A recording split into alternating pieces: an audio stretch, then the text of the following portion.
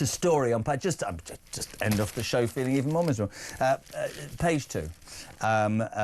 Costs hidden in OBR report. Mad Ed's at it again, ladies and gentlemen. You know that dreadful man. Green Ed's adding £1 billion a year to household bills just in his quest to reach net zero. Ed Miliband's eco crusade will add that amount of money to household bills every year, the economic watchdog has warned. I mean, is it true? Have they leaked it? We say a very good one to Maurice Cousins, campaign director, the only man who speaks sense on net stupid. Where are you today? It all looks a bit weird at the back. What's going on?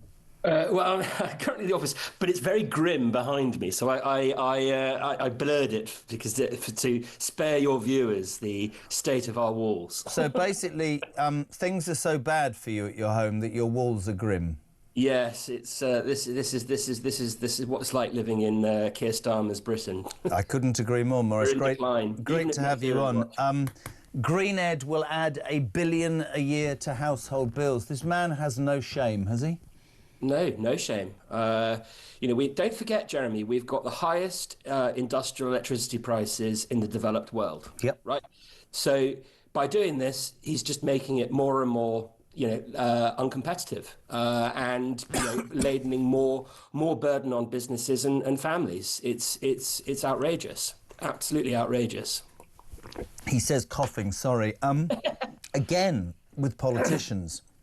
Do they not understand how unpopular this rubbish is? I mean, somebody said something to me the other day that I thought was quite interesting when they said that if you ask people, generally in large numbers, are you concerned about the environment, they will say yes. I care about the environment. If you add the caveat, your bills are going to go up by hundreds of pounds, because this country seemingly wants to follow an ideology that says, let's try and make enough electricity, but we can't. So we'll buy it from somewhere else at more cost so that we feel morally great, but we'll screw you, the public taxpayer. If you say that to people, they have a very different answer. I listen to people. The people look me in the face and they say, 80% of the country worries about this and wants net zero. No, it doesn't. Does it? No, I mean, you're bang on there. I mean, we've done lots of polling on this and research, and what it shows is what you say. Yes, support for concern about climate change is high, but when it comes to what we should do about it, that it isn't so clear. And you're right.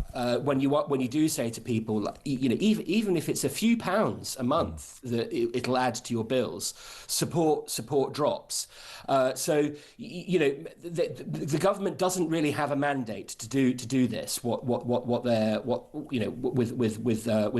With their green energy and net zero plans. It is very bizarre because in Westminster, they obsess. They only ever really want to sort of focus on one element of the story. They don't actually ever look at it in the round. And I don't really understand how you can make decisions, effectively if you don't actually consider the trade-offs. And we are storing ourselves up for very serious problems politically and socially in this country with our energy system. We need to remember that energy does sit at the base of our economy. When you make energy expensive, it makes everything expensive. And energy bills. There's been ample research on this that people really do see it as a daily reminder that politics is not working, that politicians are not delivering for them, because they can see. I've seen focus groups where you've had families that are struggling to heat the home to the temperature that they want, having internal fights and disputes with their children because they can't turn the temperature up and there isn't enough hot water to shower children properly before they go to school. This is really, really serious, Jeremy. This is not something that you would have seen, back in the early 2000s when we were, when energy was at its most competitive in this country. But you'll never convince me that if a country, I'll have stand-up arguments with people, you'll never also convince me that if a country is that skint, it's spending north of 120 billion a year on interest rates, when it, and I know it's a Trump phrase, but I'm searching for another. If you've got revenue under your ground,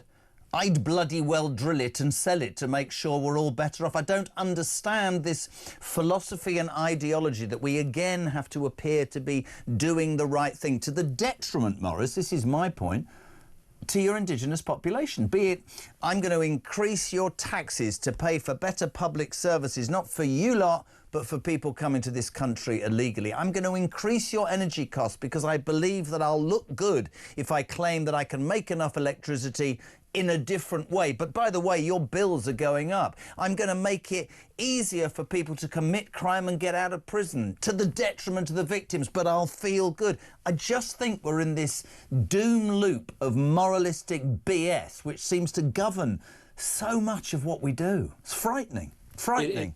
Very, very frightening. I think a problem that we've got is that a lot of people in Westminster, it's a tale as old as time, really, that we've got out-of-touch elites that have got one set of views about how we organise and govern society, and it's completely divorced from reality. And I think we've exhausted that now. I think we're really at the sort of the fag end now of the 1997 consensus, and that's why Reform are ahead in the polls. It's why the Tories got a drubbing at the last election, and what they're doing in the energy space. I mean, this is it's a 20-year experiment, and it's been a complete and utter failure.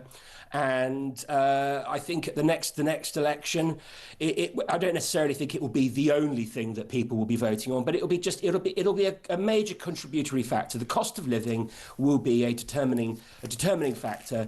And while people may not consciously go in there and sort of say, "Oh, we're voting for reform because they reject net zero," what they will take away from the last few decades is they'll say the established parties have failed. My living standards are lower than they were many decades ago, and I'll vote for the other side that say that they will fix it and come in with a radical different. And when we say radical, I mean really what Reform are doing. Common sense. It's common sense. Yes, it's just going back to what we knew, what we actually knew. Conservative 200 years ago. Conservative values when there was a Conservative Party. Maurice, love having you on. Let me say something to you. You think I make this up? We discovered this at 5:30 this morning in the Daily Telegraph, before anybody thinks that this is some sort of outrageous thing. The Daily Telegraph says a lick from a dog makes people happier adults. I myself made the point that in terms of what dogs do in terms of licking themselves, I don't think it's a particularly healthy thing. But I'm asking all my contributors this morning if certain people like being licked by a dog to be happy. What makes Maurice Cousins happy? Cheap electricity? What? Come on. Off the hoof.